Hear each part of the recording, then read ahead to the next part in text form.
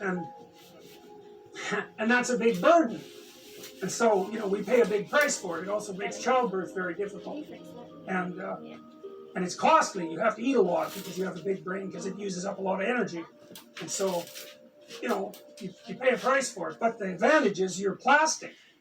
You can learn. Now, learning is a strange thing, because you can think of it as just acquiring more information. But you could also think of it, and this is more accurate, as finding out something that you're doing wrong, so that's sort of built into you, like a character element of your character, a presumption of your perception, or a deep habit. It's really built into you. It's a neural structure, right? It's alive. And you have to kill it, because it isn't working properly.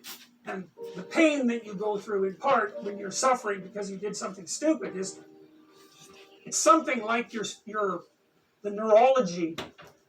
I'm going to get this quite right. It's the pain of the death of that structure. And that could be a huge chunk of you, you know, if you really have to go through a massive revision. It's like the person that comes out the other end might hardly be the same at all.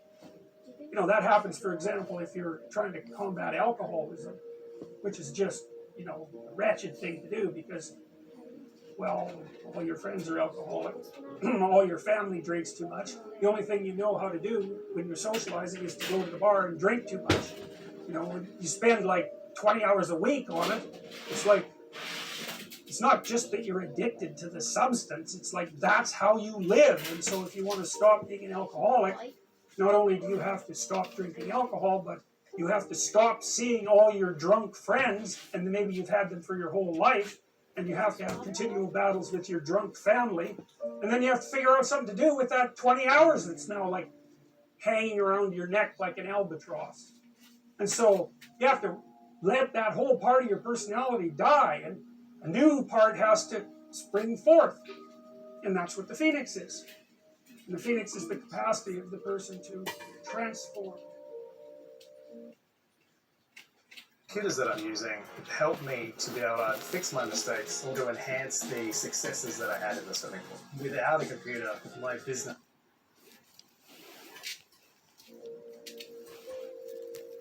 You've all seen this video where you watch the basketballs being tossed back and forth between members of the white team versus the black team, and while you're doing that, a gorilla walks up into the middle of the video and you don't see it. It's like, you know, if you thought about that experiment for about 5 years, that would be about the right amount of time to spend thinking about it.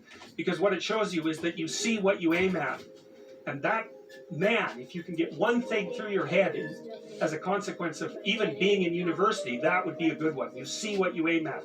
And so, because one inference you might draw from that is, be careful what you aim at, right? What you aim at determines the way the world manifests itself to you. And so if the world is manifesting itself in a very negative way, one thing to ask is, are you aiming at the right thing? Now, you know, I'm not trying to reduce everybody's problems to an improper aim. People get cut off at the knees for all sorts of reasons. You know, they get sick, they have accidents. There's a random element to being, that's for sure. And so you don't want to take anything, even that particular phrase, too far. You want to bind it with the fact that random things do happen to people, but it's still a great thing to ask.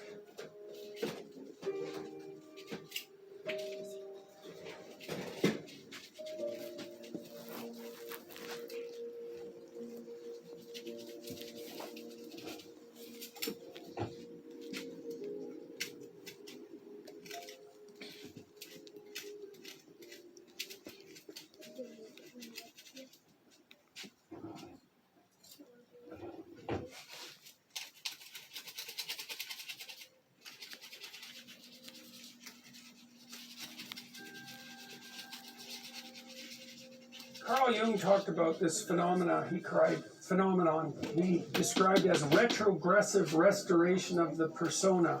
It's a complicated idea, but basically what it means is that sometimes you take a leap forward and you learn some things, but you can't catalyze a new identity, so you try to go back and hide in your old identity. And that actually doesn't work, because, well, things have changed and you've learned something, and that isn't who you are anymore. And so it's like You have to cut parts of your